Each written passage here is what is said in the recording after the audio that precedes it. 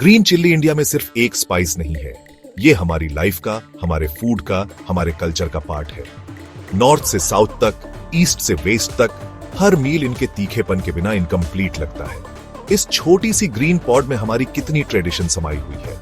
ये टेस्ट बढ़ाती है, ये किक लाती है, ये हमारे डेली फूड में जॉय लाती है। कई फार्मर्स अपनी रोजी रोटी के लिए ग्रीन चिल्ली पर डिपेंडेंट हैं। उनके हैंड्स हार्ड वर्क करते हैं ताकि ये स्पाइस हमारी प्लेट्स तक पहुंचे। हमें अपने कंट्री में इसकी डीप वैल्यू को समझना होगा। ग्रीन चिल्ली इंडियन एग्रीकल्चर में एक हीरो है। ये कई स्टेट्स में डिफरेंट सीजन्स में ग्रो की जाती है। स्मॉल फार्मर्स और बिग फार्मर्स तीनों ही इस क्रॉप को उगाते हैं। ये रूरल इंडिया में लाखों फैमिलीज को इनकम देती है। चिल्ली की फार्म से मार्केट तक की जर्नी कई लोगों का पेट भरती है। इमेजिन सेलर्स, ट्रांसपोर्टर्स और कॉर्नर शॉप्स के शॉपकीपर्स सभी इस ग्रीन चिल्ली की इकोनॉमी का पार्ट है। इसका रोल सिर्फ एक वेजिटेबल से कहीं ज्यादा बिग है। जरा उन लाइव्स के बारे में सोचिए जो इस सिंपल से प्लांट से कनेक्टेड है। जनरेशन से फैमिलीज ने चिल्ली उगाने की नॉलेज आगे बढ़ाई है।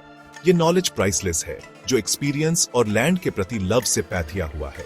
जब हम चिल्ली फार्मर्स को सपोर्ट करते हैं तो हम इस एंशिएंट नॉलेज को सपोर्ट करते हैं। हम रूरल कम्युनिटीज को स्ट्रॉन्ग और प्रॉस्पर्स बनाए रखने में हेल्प करते हैं। ग्रीन चिल्ली एक थ्रेड है जो हमारे पास्ट, प्रेजेंट और फ्यूचर को कनेक्ट करता है। ये हमारी फार्मिंग हेरिटेज का सिंबल है। हमें इसकी और इसे ग्रो करने वाले फार्मर्स की प्रोटेक्शन करनी चाहिए। तो जब हम चिल्ली फार्मिंग की बात करते हैं तो ये एक सीरियस मैटर है। ये हमारी फूड सिक्योरिटी और हमारे फार्मर्स के वेलफेयर का क्वेश्चन है। ये इस बात को इंश्योर करने के बारे में है कि ये स्पाइसी मसाला हमारी प्लेट्स की शान बढ़ाता रहे और जो इसे ग्रो करते हैं वो रिस्पेक्ट और डिग्निटी के साथ जी सके। इंडिया में ग्रीन चिल्ली फार्मिंग का फ्यूचर हम सभी के लिए मैटर करता है। आइए देखें कि हम इसे सभी के लिए बेटर कैसे बना सकते हैं। आइए ये एंश्योर करें कि ये प्राइड और प्रॉस्पेरिटी का सोर्स बनी रहे। ये सिर्फ फार्मिंग नहीं है, ये हमारी सोल के एक पार्ट को नर्चर करना है। दूसरे कंट्रीज फूड उगाने के न्यू तरीके ट्राई कर रहे हैं। वो इसे हाईटेक फार्मिंग कहते हैं, जिसमें बहुत सारी मशीन्स और कंप्यूटर्स यूज होते हैं। नेदरलैंड्स जैसी जगहों पर वो बिना सॉइल के पानी में प्लांट्स उगाते हैं। इसे हाइड्रोपोनिक्स कहते हैं, फार्मिंग का एक बहुत ही कंट्रोल्ड तरीका। वो कहते हैं कि इससे पानी सेव होता है और स्पेस का अच्छा यूज होता है। अमेरिका में वो ट्रैक्टर्स पर जीपीएस यूज करते हैं प्रिसिजन एग्रीकल्चर के लिए। इसका मतलब है सीड्स और फर्टिलाइजर बिल्कुल सही जगह पर डालना। ये हमारे ट्रेडिशनल तरीकों से बहुत बड़े चेंजेस हैं। जापान में वर्टिकल फार्म्स हैं, जैसे प्लांट से भरी ऊंची बिल्डिंग्स। वो एक के ऊपर एक लेयर्स में फूड उगाते हैं, अक्सर इंडोर्स। ये क्राउडेड सिटीज में लैंड सेव करने के लिए किया जाता है। वो सनलाइट की जगह स्पेशल तरह की लाइट्स यूज करते हैं। इन सभी तरीकों का एम है ज्यादा फूड, ज्यादा तेजी से उगाना। दुनिया बढ़ती पॉपुलेशन को फीड करने के लिए सॉल्यूशंस ढूंढ रही है, लेकिन हमें यह पूछना चाहिए, क्या ये सॉल्यूशंस सबके लिए अच्छे हैं? क्या ये लॉन्ग रन में धरती मां के लिए अच्छे हैं? ये न्यू टेक्नोलॉजीज बहुत एडवांस्ड, बहुत मॉडर्न लगती है। वो बहुत सारे प्रोमिसेस करती है, ज्यादा यील्ड, कम मेहनत, कम प्रॉब्लम्स। ड्रोन्स फील्ड्स के ऊपर फ्लाई करके प्लांट्स की हेल्थ चेक करते हैं। सोइल में लगे सेंसर्स फार्मर्स को बताते हैं कि कब पानी देना है। ऐसा लगता है जैसे फार्मिंग एक फैक्ट्री बनती जा रही है, लेकिन फार्मिंग तो लाइफ के बारे में है, नेचर के बारे में है, सिर्फ प्रोडक्शन के नंबर्स के बारे में नहीं। हमें इन शाइनी न्यू टूल्स को ध्यान से देखना होगा। क्या ये हमारे फार्मर्स से उनका कंट्रोल छीन रहे हैं? बड़ा क्वेश्चन ये है कि इस हाईटेक रेस से एक्चुअली फायदा किसे हो रहा है? इंडिया के किसी विलेज के स्मॉल फार्मर को, या उन बड़ी कंपनीज को जो ये मशीन्स और केमिकल्स बेचती हैं? हम रिच कंट्रीज से सक्सेस स्टोरीज सुनते हैं, लेकिन उनके फार्म्स हमारे फार्म से बहुत डिफरेंट हैं। उनके चैलेंजेस डिफरेंट हैं, उनके रिसोर्सेज डिफरेंट हैं। हमें केयरफुल रहना होगा कि हम ब्लाइंडली दूसरों को कॉपी ना करें। इंडिया को ऐसे सॉल्यूशंस की जरूरत है जो हमारी लैंड और हमारे लोगों के लिए सही हो। ये जो नई फार्मिंग टेक्नोलॉजीज है ना, इनके साथ कई प्रॉमिसेस जुड़े हैं। एक बड़ा प्रॉमिस है कि सेम जमीन से ज्यादा यील्ड मिलेगी। इंडिया जैसी कंट्री के लिए, जहां इतने सारे लोगों का पेट भरना होता है, ये सुनने में काफी गुड लगता है। सोचो, कम स्पेस में ज्यादा मिर्च उगाना। इससे दूसरी क्रॉप्स के लिए या नेचर के लिए लैंड फ्री हो सकती है। प्रोटेक्टेड कल्टीवेशन जैसी टेक्नोलॉजी जैसी ग्रीन हाउसेस का यूज करके हेल्प कर सकती है। ये प्लांट्स को खराब वेदर और कुछ पेस्ट से बचा सकती है। इसका मतलब है फार्मर के लिए क्रॉप का कम लॉस। एक और प्रॉमिस है पानी जैसे रिसोर्सेज का ज्यादा केयरफुली यूज करना। ड्रिप इरिगेशन फॉर एग्जांपल पानी सीधा पौधे की रूट्स तक पहुंचाता है। इससे फ्लड इरिगेशन के कंपैरिजन में बहुत सारा पानी सेव हो सकता है। एक ऐसी कंट्री में जहां पानी की शॉर्टेज होती जा रही है, ये इंपॉर्टेंट है। प्रिसिजन फार्मिंग का एम भी फर्टिलाइजर्स और पेस्टिसाइड्स का यूज सिर्फ वहीं करना है जहां नीड हो। इसका मतलब हो सकता है कम केमिकल्स का यूज, जो सॉइल और हमारी हेल्थ के लिए गुड है। अगर ये टूल्स प्रॉमिस के अकॉर्डिंग काम करते हैं तो फार्मिंग ज्यादा एफिशिएंट बन सकती है। होप है कि लो कॉस्ट में ज्यादा प्रोडक्शन, ग्रोइंग एनवायरनमेंट पर बेटर कंट्रोल भी एक स्पेशल बात है। इंडोर हाइड्रोपोनिक्स या वर्टिकल फार्म्स में फार्मर्स लाइट, टेम्परेचर और मॉइस्चर को कंट्रोल कर सकते हैं। इसका मतलब है कि वो वेदर की चिंता किए बिना राउंड द ईयर क्रॉप्स उगा सकते हैं। इससे प्रोड्यूस की क्वालिटी भी कंसिस्टेंट रह सकती है। मार्केट अक्सर एक स्पेसिफिक साइज, शेप और कलर की मिर्च डिमांड करते हैं। कंट्रोल्ड फार्मिंग किसानों को इन स्पेशल डिमांड्स को मीट करने में हेल्प कर सकती है। इससे उन्हें अपनी क्रॉप के बेटर प्राइसेस मिल सकते हैं। प्रॉमिस है एक ज्यादा प्रिडिक्टेबल और स्टेबल इनकम का। फाइनली फार्मिंग में हार्ड वर्क को कम करने का आइडिया है। कुछ टेक्नोलॉजीज प्लांटिंग, वीडिंग या हार्वेस्टिंग जैसे कामों को ऑटोमेट कर सकती है। इससे फार्मिंग फिजिकली कम टायरिंग बन सकती है। ये यंग लोगों को फार्मिंग की तरफ अट्रैक्ट कर सकती है, जो इसे ओल्ड फैशन काम समझते हैं। होप है कि टेक्नोलॉजी फार्मिंग को एक ज्यादा मॉडर्न और अट्रैक्टिव प्रोफेशन बना सकती है। ये वो गोल्डन प्रॉमिसेस हैं जो हाई टेक फार्मिंग करती है, लेकिन हमें हमेशा अ बिग पिक्चर देखने की याद रखनी चाहिए। क्या ये प्रॉमिसेस हमारे सभी फार्मर्स के लिए रियली अचीवेबल हैं?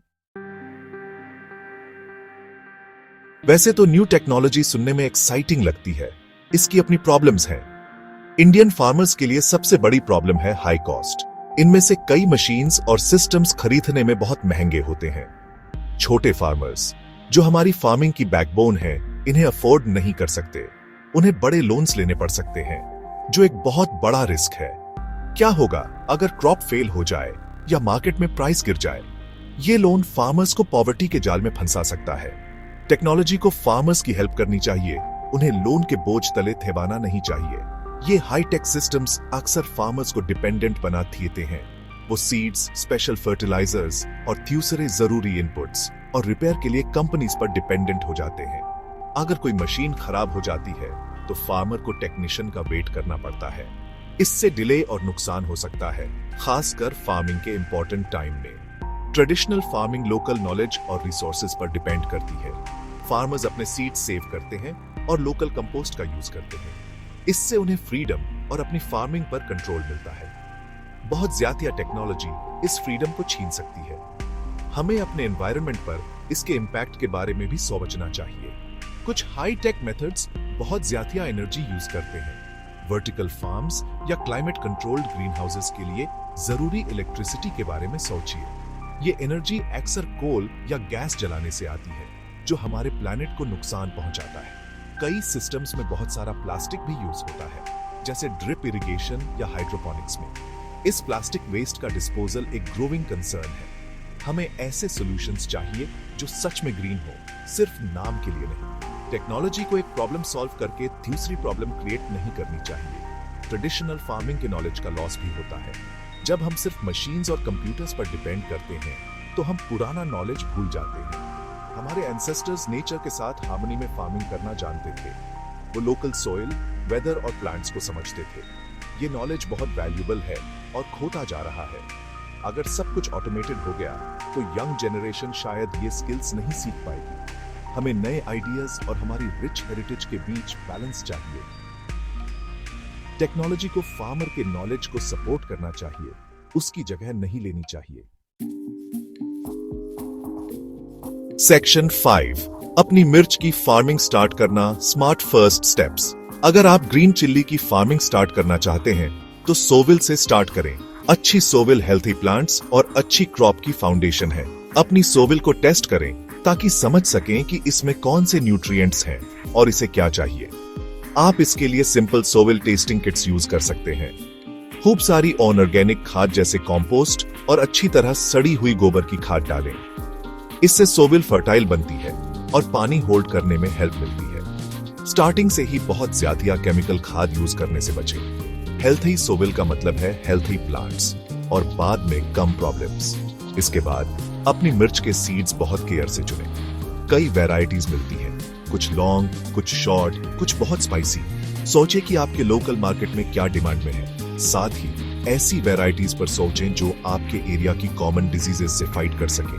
आप हाइब्रिड सीड्स चुन सकते हैं, लेकिन लोकल ट्रेडिशनल वैरायटीज को भी देखें। ये लोकल सीड्स अक्सर आपके खास वेदर के लिए अच्छे होते हैं। वे ज्यादा स्ट्रॉन्ग हो सकते हैं और उन्हें कम खाद पानी की जरूरत पड़ सकती है। स्ट्रॉन्ग प्लांट्स से अपने सीड्स सेव करना सेल्फ सफिशिएंसी के लिए एक अच्छी हैबिट है। पौधे लगाने से पहले अपने फील्ड का लेआउट प्लान करें। सोचिए कि हर प्लांट को अच्छी तरह ग्रो करने के लिए कितनी स्पेस चाहिए। प्रॉपर स्पेसिंग से एयर सर्कुलेशन अच्छा रहता है और डिजीजेस कम फैलती हैं। सनलाइट की डायरेक्शन और पानी के अच्छे सोर्स पर विचार करें।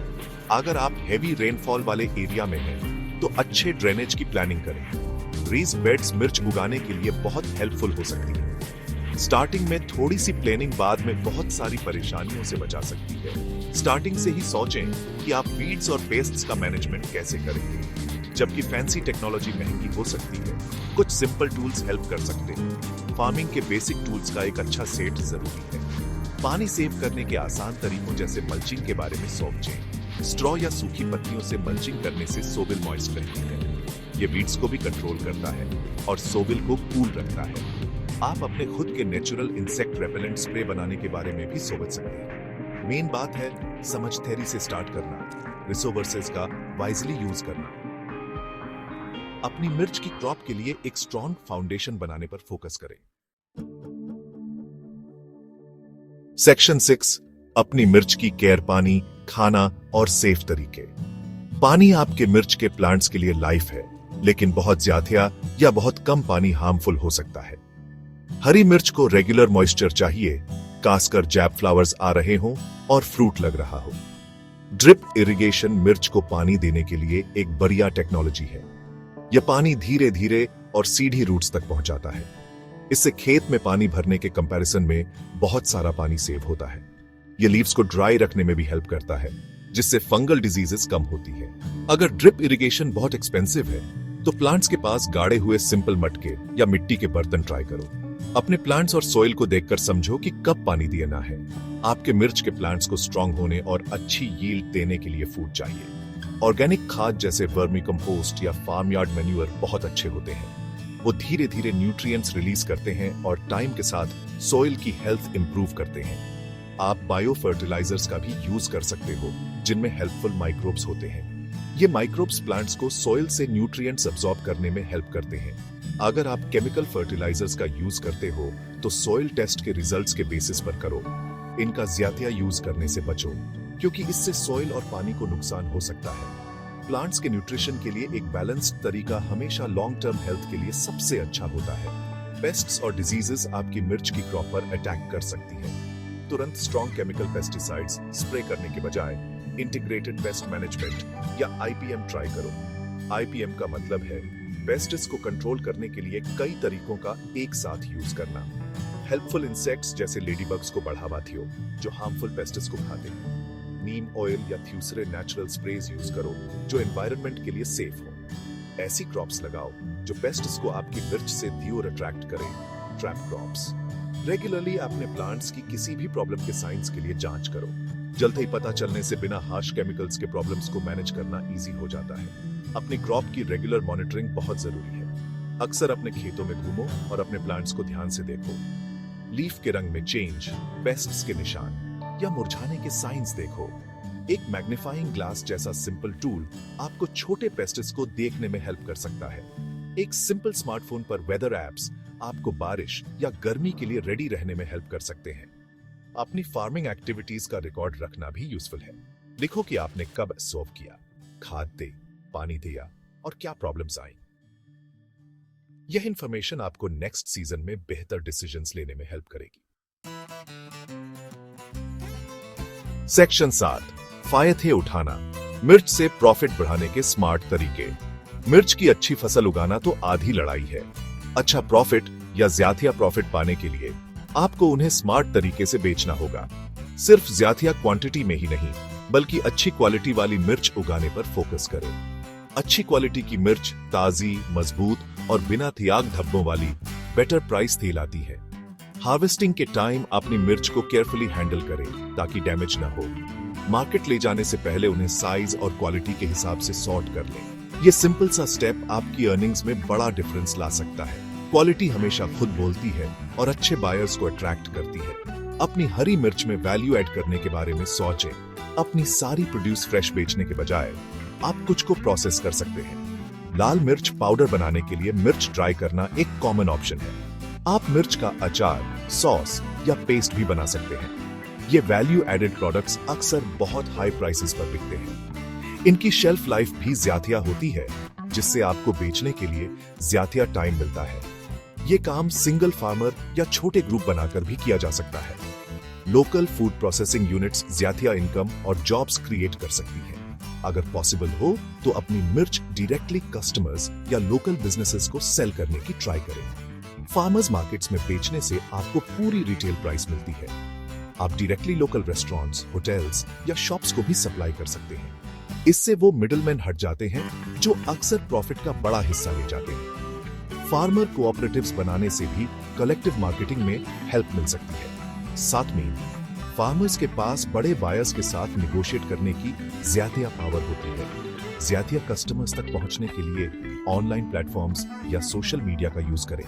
अपने बायर्स के साथ डायरेक्ट कनेक्शन बनाने से ट्रस्ट और लॉयल्टी बनती है। सर्विंग से पहले और सेल करते टाइम मार्केट को समझें। पता करें कि आपके एरिया में किस टाइप की मिर्च की डिमांड है। मार्केट प्राइसेस और ट्रेंड्स पर नजर रखें। समटाइम्स अपनी प्रोड्यूस को थोड़े टाइम के लिए स्टोर करने से आपको बेटर प्राइसेस मिल सकती है, लेकिन इसके लिए स्पॉइलेज से बचाने के लिए प्रॉपर स्टोरेज फैसिलिटीज की जरूरत होती है। एपिनी क्रॉप्स को डाइवर्सिफाई करना भी एक अच्छी स्ट्रैटेजी है। अपनी सारी एफर्ट्स सिर्फ एक क्रॉप पर न लगाएं। इस तरह अगर मिर्च के प्राइसेस कम हो तो आपके पास दूसरे सोर्सेज से इनकम होगी। सेक्शन 8 इंडियन तरीका, सेंसिबल टेक्नोलॉजी के साथ विजडम का ब्लेंड। इंडिया एक बहुत बड़ा देश है जहां कई अलग अलग तरह के मौसम और मिट्टी है। जो पंजाब के किसान के लिए वर्क करता है वो शायद केरला में वर्क ना करे। यूरोप या अमेरिका के हाईटेक फार्मिंग मेथड्स यहां हमेशा सही नहीं होते। उनके फार्म्स अक्सर बहुत बड़े होते हैं और उनके पास इन्वेस्ट करने के लिए काफी पैसा होता है। हमारे छोटे किसानों को ऐसे सॉल्यूशंस चाहिए जो सस्ते हों और इस्तेमाल करने में आसान हो। हम सिर्फ दूसरों की कॉपी नहीं कर सकते, हमें अपना रास्ता खुद ढूंढना होगा, द इंडियन वे। इसका मतलब है ऐसी टेक्नोलॉजीज चुनना जो हमारी स्पेशल नीड्स के हिसाब से हो। फोकस एप्रोप्रिएट टेक्नोलॉजी पर होना चाहिए। इसका मतलब है ऐसे टूल्स और तरीके जो लोकल कंडीशंस के लिए सही हो। वो लो कॉस्ट, आसानी से मेंटेन होने वाले और एनवायरनमेंट फ्रेंडली होने चाहिए। फॉर एग्जाम्पल, छोटे स्केल के ड्रिप इरिगेशन सिस्टम्स बड़े कॉम्प्लेक्स सिस्टम्स से बेहतर हैं। जहां बिजली रिलायबल नहीं है वहां सोलर पावर्ड वाटर पंप्स एक अच्छा ऑप्शन हो सकते हैं। लोकल मटेरियल से बने सिंपल पॉली हाउसेस फसलों को प्रोटेक्ट कर सकते हैं। ये टेक्नोलॉजीज किसानों को एम्पावर करती हैं, उन्हें डिपेंडेंट नहीं बनाती। उन्हें किसान के एग्जिस्टिंग नॉलेज और स्किल्स पर बेस्ड होना चाहिए। हमें अपनी ट्रेडिशनल खेती की रिच हेरिटेज को नहीं भूलना चाहिए। स्टेयों से इंडियन किसानों ने खाना उगाने के सस्टेनेबल तरीके डेवलप किए हैं। फसल चक्र, क्रॉप रोटेशन, मिक्स्ड क्रॉपिंग और हरी खाद, ग्रीन मैन्यूर्स का इस्तेमाल बहुत इफेक्टिव है। वे मिट्टी की फर्टिलिटी बनाए रखने और पेस्ट्स को नेचुरली कंट्रोल करने में मदद करते हैं।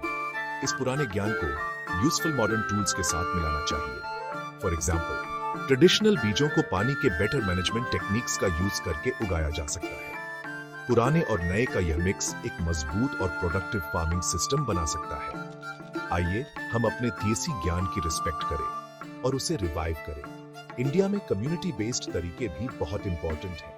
किसान मिलकर रिसोर्सेज और नॉलेज शेयर कर सकते हैं। वे सेल्फ हेल्प ग्रुप्स या कोऑपरेटिव्स बना सकते हैं। इस तरह वे ग्रुप में खाद बीज खरीद सकते हैं, मशीनरी शेयर कर सकते हैं या अपनी उपज बेच सकते हैं। कम्युनिटी सीड बैंक्स लोकल किस्मों को बचाने में मदद कर सकते हैं। एक्सपीरियंस शेयर करने और एक दूसरे से सीखने से पूरी कम्युनिटी मजबूत होती है। गवर्नमेंट और एग्रीकल्चरल यूनिवर्सिटीज को किसानों की इन फार्मर लेड इनिशिएटिव्स को सपोर्ट करना चाहिए। असली प्रोग्रेस तब होती है जब किसान इनोवेशन में एक्टिव भागीदार होते हैं। सेक्शन 9, एक बेहतर फ्यूचर उगाना अपने किसानों और अपनी धरती के लिए। हरी मिर्च की खेती इंडिया की फार्मिंग और कल्चर का एक इंपॉर्टेंट पार्ट है। इससे लाखों लोगों को रोजगार मिलता है और हमारी लाइफ में स्पाइस लाती है।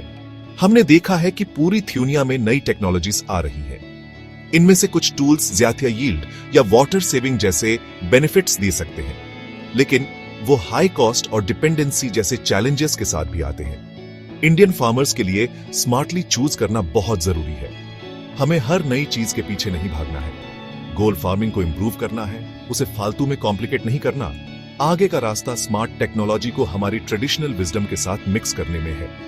हमें ऐसे सॉल्यूशंस चाहिए जो अफोर्डेबल, सस्टेनेबल और फार्मर फ्रेंडली हो। ऑर्गेनिक तरीकों से सॉइल की हेल्थ को स्ट्रॉन्ग करने पर फोकस करें। जहां पॉसिबल हो, ड्रिप इरिगेशन जैसे मेथड्स का यूज करके वाटर को केयरफुली मैनेज करें। नेचर को हार्म किए बिना क्रॉप्स को प्रोटेक्ट करने के लिए इंटीग्रेटेड पेस्ट मैनेजमेंट का यूज करें। प्रोड्यूस में वैल्यू ऐड करना और डायरेक्ट मार्केटिंग से प्रॉफिट भी आ सकता है।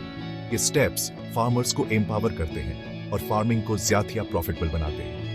ये मेथड फार्मर और अर्थ दोनों की रिस्पेक्ट करता है। आओ ऐसी इनोवेशन को प्रमोट करें जो सच में हमारे छोटे किसानों की हेल्प करें। इसका मतलब है low cost, eco friendly technologies पर रिसर्च को सपोर्ट करना। इसका मतलब है लोकल सीड वैरायटीज और फार्मिंग मेथड्स को वैल्यू देना और उन्हें प्रोटेक्ट करना। फार्मर्स की अपनी लीडरशिप में उनके अपने एक्सपीरियंस से निकली इनोवेशन अक्सर सबसे इफेक्टिव होती है। हमें ऐसी पॉलिसीज चाहिए जो फार्मर्स को सीड्स और इनपुट्स पर कॉर्पोरेट कंट्रोल से बचाए। फूड सॉवरेनिटी, जहां कम्युनिटीज अपने फूड सिस्टम्स को कंट्रोल करती है, जरूरी है। यह इंश्योर करता है कि फार्मिंग रिस्पेक्ट और सिक्योरिटी का सोर्स बनी रहे। हमारे फार्मर्स डेब्ट और निराशा से फ्री फ्यूचर डिजर्व करते हैं। आखिरकार हमारा गोल एक ऐसा फार्मिंग सिस्टम होना चाहिए जो लाइफ को नर्चर करे, एक ऐसा सिस्टम जो सबके लिए सेफ, न्यूट्रिशियस फूड प्रोड्यूस करे, एक ऐसा सिस्टम जो सॉइल को रिजुविनेट करे और बायोडाइवर्सिटी को प्रोटेक्ट करे, एक ऐसा सिस्टम जो हमें फीड करने वालों के लिए फेयर इनकम इंश्योर करे। यही एग्रोइकोलॉजी का, नेचर के साथ हार्मनी वाली फार्मिंग का विजन है। आज स्मार्ट चॉइसेस करके हम एक प्रॉस्परस और ग्रीन फ्यूचर के सीड्स बो सकते हैं। एक ऐसा फ्यूचर जहां हमारे फार्मर्स और हमारा प्लैनेट दोनों फल फूल सके। ब्राइट ग्रीन चिल्ली इस होपफुल जर्नी का सिंबल बनी रहे।